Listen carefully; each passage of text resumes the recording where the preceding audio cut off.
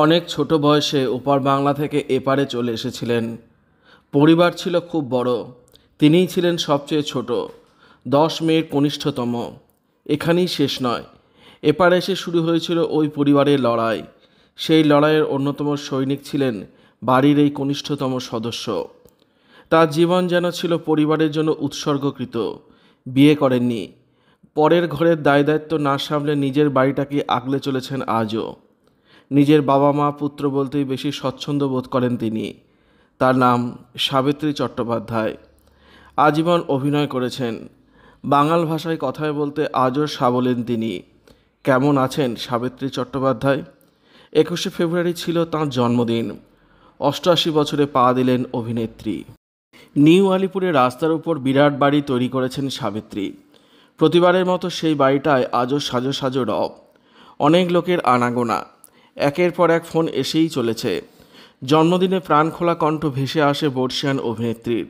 বোঝাই গেল তিনি খুব খুশি। বলেন, আমার খুব ভালো লাগছে, সকাল থেকে অনেকে ফোন করেছে। তিনি যোগ করলেন, হয়তো অনেকের কাছে আমি মারা গিয়েছি। আমার মৃত্যু নিয়ে ভুয়ো খবরও ছড়িয়েছে। এই বয়সে মানুষ কেবল মৃত্যুর জন্যই অপেক্ষা করতে পারে।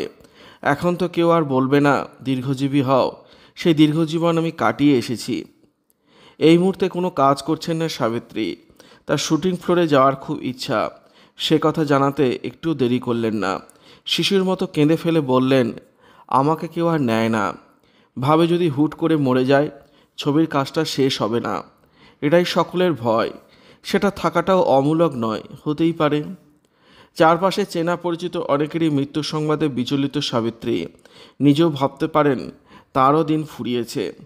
তাই তাকে যদি বলা হয় শতবর্ষের কথা, ফের উচ্ছ্বাস ধরা পড়ে তার কণ্ঠে। তিনি বলেন, ওরে বাবা, আমি তো চাই 100 বছর বাঁচতে, পারবো কি না জানি না। তবে তাই যদি হয় খুব ভালো লাগবে, সেলিব্রেট করব, সবাইকে ডাকবো। ভিডিওটি আপনার কেমন লাগলো কমেন্টের মাধ্যমে জানাবেন, আর অবশ্যই চ্যানেলটি সাবস্ক্রাইব করবেন। ধন্যবাদ।